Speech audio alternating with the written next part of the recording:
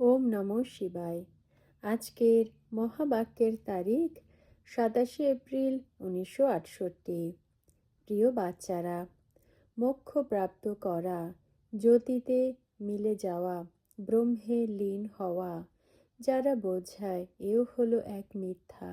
অনেক মত মতান্তর রয়েছে না, অনেক ধর্ম রয়েছে। এরপর বলে দেয় তোমার গতিমতি তুমি জানো, তোমার শ্রীমতে যে সদ্গতি মেলে তা তুমি জানো। তুমি যখন এসে থাকো তো আমরাও জানি। তো এখন বাবা এসেছেন শ্রীমত দিতে, যা তোমরা বাচ্চারাই জানো। ওম নমঃ শিবায়। আত্মিক বাচ্চাদের সাথে আত্মিক বাবা আত্মিক বার্তালাপ করছেন, বা বলা হবে রাজযোগ শেখাচ্ছেন। তোমরা এসেছই অসীম জগতের বাবার থেকে রাজযোগ শিখতে। এই জন্য বুদ্ধি যাওয়া উচিত অসীম জগতের বাবার দিকে। এ হলো পরমাত্ম জ্ঞান আত্মাদের প্রতি, ভগবানুবাচ শালিগ্রামের প্রতি। আত্মাদেরই শুনিয়ে থাকি, এই জন্য আত্ম অভিমানী হতে হবে। আগে তোমরা ছিলে দেহ অভিমানী। এই পুরুষোত্তম সঙ্গম যুগেই বাবা এসে তোমরা বাচ্চাদের আত্ম অভিমানী বানান। আত্ম অভিমানী আর দেহ অভিমানীর পার্থক্য তোমরা বুঝে গেছ।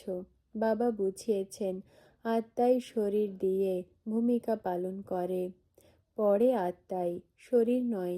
কিন্তু দেহ অভিমানী হওয়ার কারণে বোঝে না যে আত্মা পড়ে, মনে করে শরীর পড়ে, শরীরই পড়ায়।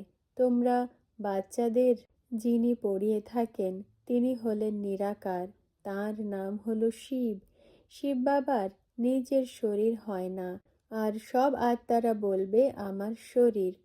এ কে বলে? আত্মারা বলে এ আমার শরীর। বাকি তো সে সব হলো দৈহিক পড়াশুনো, অনেক প্রকারের। তাতে কত সাবজেক্টস হয়, আর পড়াও ম্যাট্রিক বিএ আদি কত নাম রয়েছে। এতে তো একটাই নাম, পড়িয়েও থাকেন একজনই। বাবা এসে পড়ান তো বাবাকেই স্মরণ করতে হবে। তোমাদের অসীম জগতের বাবা পড়ান, তাঁর নাম হলো শিব। এমন নয় যে নাম রূপ থেকে পৃথক।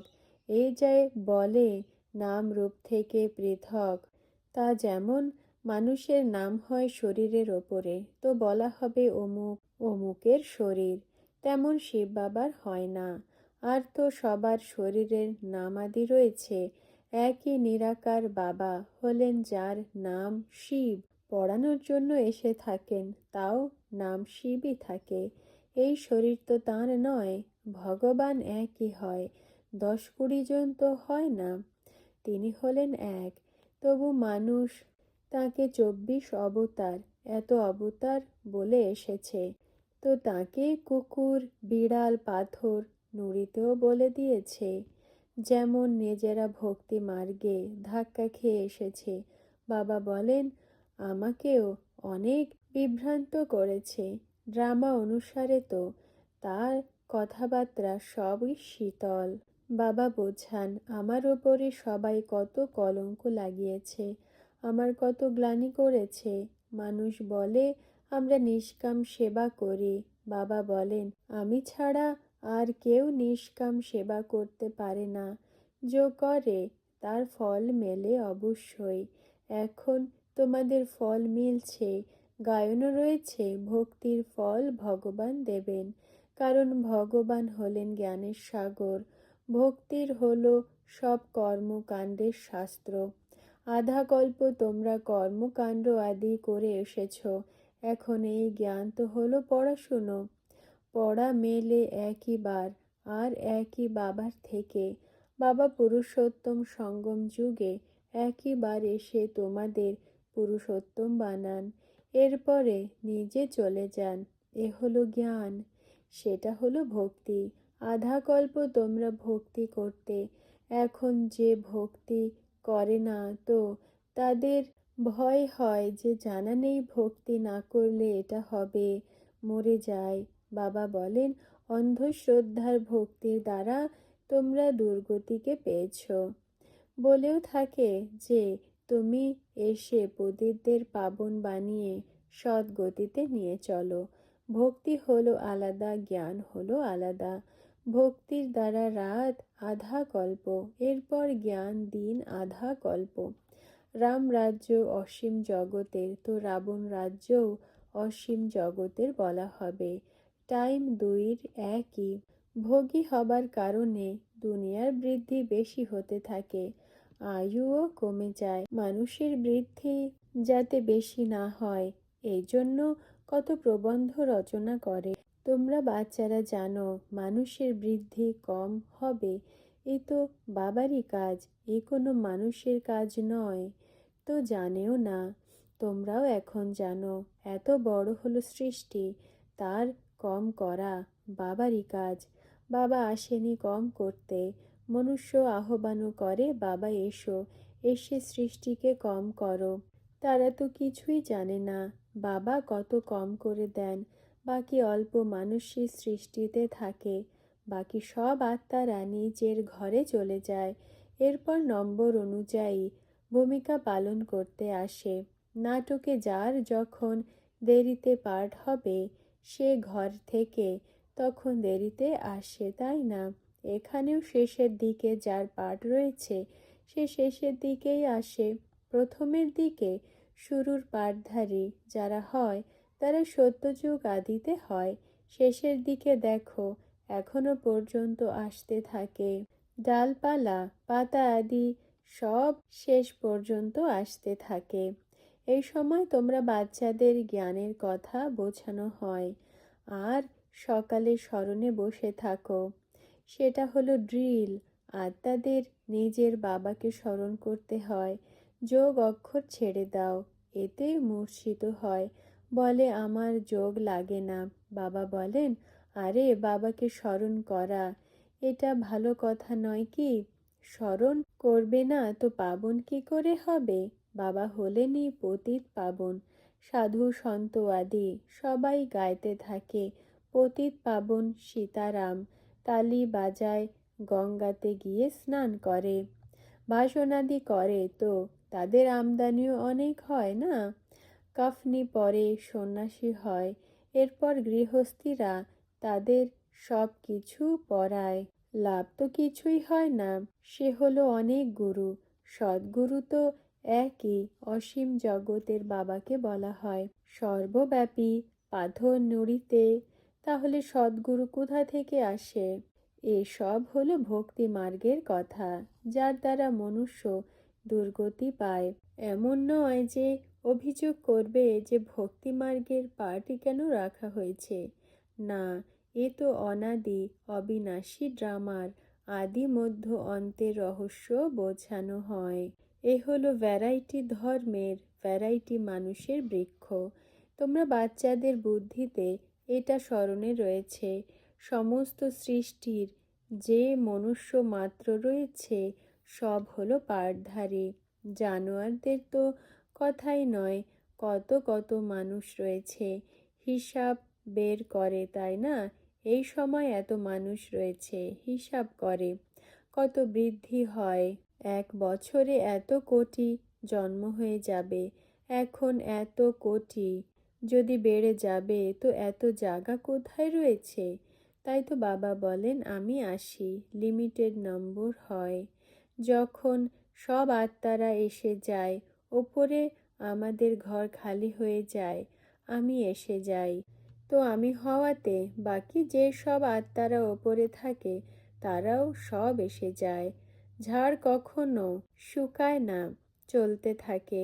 শেষের দিকে যখন সেখানে কেউই থাকে না, তো আবার ঝাড় শেষ হয়ে যাবে, তখন সবাই যাবে। নতুন দুনিয়াতে অল্প হয়, এখন তো কত রয়েছে। শরীর তো সবারই বদলাতে থাকবে। জন্মও তারাই নেবে যারা কল্প কল্প নিয়ে এসেছে। এই ওয়ার্ল্ড ড্রামা কি করে চলে বাবা ছাড়া আর কেউ বোঝাতে পারে না। বাচ্চাদের মধ্যেও নম্বর অনুযায়ী পুরুষার্থ অনুসারে বোঝে। অসীম জগতে নাটক হলো কত বড়, এই হলো কত বোঝার মতো কথা। অসীম জগতের বাবা তো সবার থেকেই উঁচু, জ্ঞানের সাগর। বাকি তারা তো হলো লিমিটেড। বেদ শাস্ত্র তৈরি হয়, বেশি তো কিছু তৈরি হবে না। তোমরা তো এটা লিখতে থাকো, কত কাগজ হয়ে যায়, লম্বা চওড়া গীতা হয়ে যায়। শুরু থেকে নিয়ে যা বোঝানো হয় তোমরা সব লিখে ছাপাতে থাকো, তো এই বাড়ির থেকেও বড় গীতা হয়ে যাবে।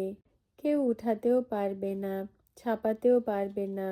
এই জন্য এটা বলা হয় যে সাগরকে কালি করো আর সমস্ত জঙ্গলকে কলম বানাও, তাও পুরো হতে পারে না। গায়নও রয়েছে যে পাখি সাগরকে গিলে ফেলেছিল, সুখ দিল। সে তো সব হলো দন্ত কথা। তোমরা হলে পাখি, তাই না? জ্ঞান সাগর থেকে তোমরা সমস্ত জ্ঞান নিয়ে নিচ্ছ, হজম করতে থাকো। কেউ অনেক করে, কেউ অল্প। বাকি এমন নয় যে ওই পাখিরা কোনো সাগরকে শুকিয়ে দেবে। সব হলো বেকায়দা কাহিনী ভক্তি মার্গের, বোঝার কোনো কথা নেই। মনুষ্য কত অবুঝ হয়ে যায়। এই জন্য বাবা বলেন জঙ্গলি জানোয়ার হয়ে পড়েছে। তোমরা এখন কি থেকে কি হয়ে যাও। তোমরা ব্রাহ্মণ হয়েছ, জ্ঞান মিলেছে, তো তোমরা কত জেনে গেছো। মানুষকে তোমরা বোঝাও, তাও বিশ্বাস করে না যে এমন হতে পারে। কল্প কল্প তোমরা এই কাজই করতে থাকো, পড়াশুনো করো, তাতে কোনো কিছু কম বেশি হয় না। যতটা যে পুরুষার্থ করে সেই প্রারব্ধ তৈরি হয়।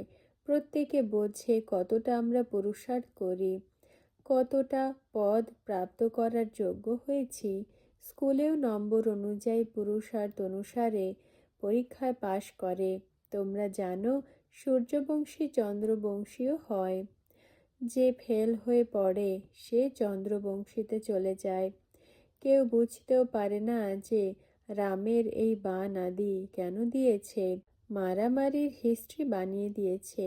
এই সময় হলোই মারামারি, তাতে সব কিছু এসে যায়।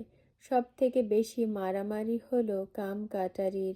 মেরে মেরে আয়ুই ছোট করে দিয়েছে। তোমরা জানো সেখানে আমাদের আয়ু বড় হয়।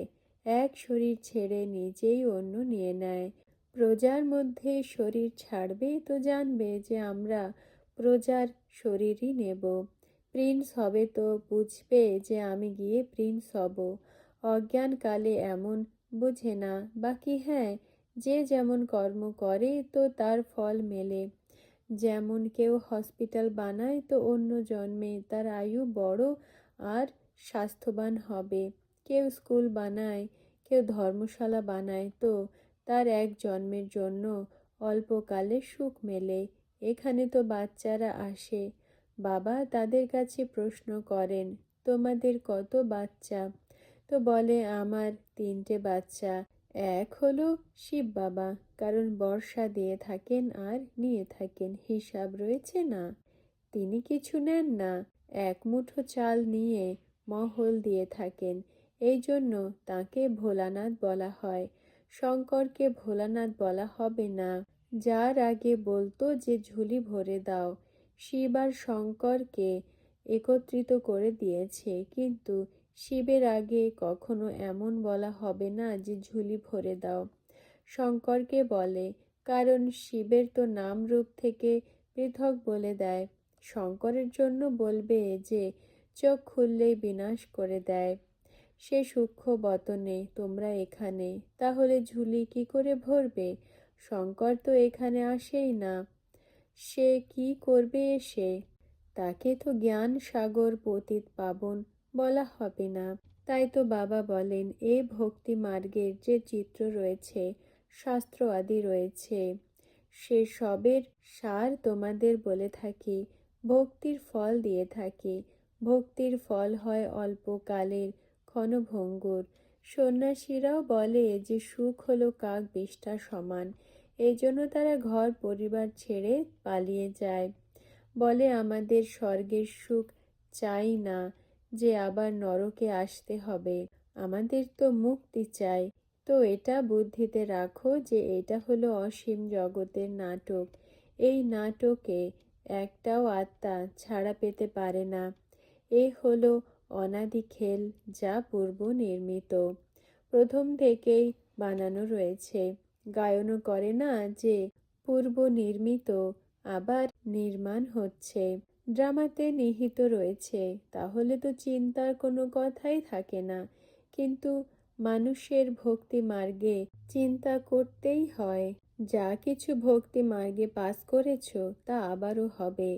এটাও জানো যে 84 চক্র আমরা ঘুরতেই থাকব, এ কখনো বন্ধ হয় না। ড্রামা পূর্ব নির্মিত, এতে তোমরা নিজেদের পাঠকে কি করে ওড়াতে পারো? তোমাদের বলাতে থোড়াই বের হয়ে যাবে। মুক্তি প্রাপ্ত করা, জ্যোতি জ্যোতে মিলে যাওয়া, ব্রহ্মে লীন হওয়া, এও হলো এক মিথ্যা, যা বোঝানো হয়। অনেক মত মতান্তর রয়েছে না, অনেক ধর্ম রয়েছে, আবার বলে দেয় তোমার গতিমতি তুমি জানো। তোমার শ্রীমতে যে সদ্গতি মেলে তা তুমিই জানো। তুমি যখন আসবে তো আমরাও জানি। তুমি যখন এসো তো আমরা পাবনও হই, পড়া পড়ি আর আমাদের সদ্গতি হয়।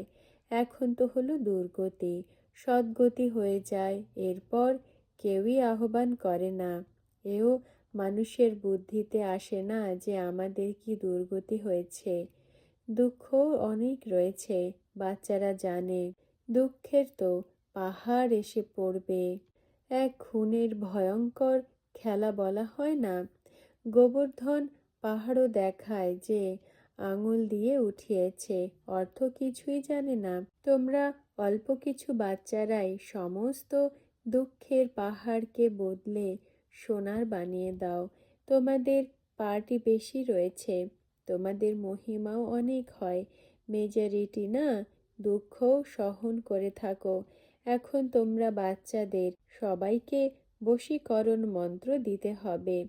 বলে না যে তুলসীদাস চন্দন ঘষে তিলক দেয় রঘুবীর। তিলক তো তোমাদের মেলে, তিলক তো অবশ্যই পাও, কিন্তু নিজের নিজের পুরুষার্থে। এ হলো রাজযোগ না, তোমরা রাজত্বের জন্য পড়ছ। সন্ন্যাসীরা তো রাজত্বের জন্য পড়তে পারে না, রাজত্বের জন্য পড়িয়ে থাকেন এক বাবাই। এখন তোমরা ঘরে বসে রয়েছ, একে স্কুলই বলা হবে। এ হলো পাঠশালাও। কোনো ব্রাহ্মণই কোনো পতিতকে নিয়ে আসতে পারে না। তার ওপরে এক কাহিনীও রয়েছে না, পতিত বায়ুমণ্ডলকে খারাপ করে দেয়। এই জন্য অ্যালাউ করা হয় না যতক্ষণ পবিত্র না হবে। যদি তোমরা পাবন হয়ে থাকো তো ঠিক আছে, পতিত হলে তো নিচে পড়ে যাবে, এরপর ধারণা হবে না। এটা হলো নিজেকে নিজেই শ্রাপিত করা রাবণের মতে। বিকারী হলই রাবণের মতে। রামের মত ছাড়লে রাবণের মতের দ্বারা বিকারী হয়ে পাথর বুদ্ধি হয়ে যায়। শাস্ত্রে তো কাহিনী কত লিখে দিয়েছে, মনোরঞ্জক কথা অনেক রয়েছে। মনোরঞ্জক কথা শুনিয়ে অনেক ভয় দেয়। যেমন গরুর পুরাণ রয়েছে, তাকে মনোরঞ্জক পুস্তক বলা হয়। বাবা বলেন মানুষ তো মানুষই হয়, বাকি কোনো জানোয়ার আদি হয় না। শাস্ত্রে কত অন্ধশ্রদ্ধার কথা রয়েছে, তাকে বলা হয় অন্ধশ্রদ্ধার মার্গ। পড়াতে তো অন্ধশ্রদ্ধা হয় না, স্টুডেন্ট যায় পড়ার জন্য, পাস হয়ে পয়সা উপার্জন করবে, এ কোনো অন্ধশ্রদ্ধা নয়। ভগবানের কাছে তোমরা আসো পড়ার জন্য। বাবা টিচারও, আবার সদ্গুরুও, সুপ্রিম বাবা। পরমকে সুপ্রিম বলা হয়, লৌকিক বাবাকে পরম বলা হয় না। পরম পিতা, পরম টিচার, পরম সদ্গুরু, উঁচুর থেকে উঁচু হলেন একজনই। তিনি পড়াবেন তো অবশ্যই উঁচুর থেকে উঁচু পদ মিলবে না। ভগবান পড়ান, এও বুদ্ধিতে থাকা উচিত। আচ্ছা, আত্মিক বাপ দাদার আত্মিক বাচ্চাদেরকে স্মরণ, স্নেহ আর নমস্কার। আজকের বরদান, নিশ্চয় বুদ্ধি ভব। ব্যাখ্যা: নিশ্চয় বুদ্ধির নিশানি কি হয়? তারা প্রত্যেক কথা বা প্রত্যেক দৃশ্যকে নিশ্চিত জেনে সদা নিশ্চিন্ত হবে। কখনোই কি, কেন আর কি করে চিন্তা করবে না।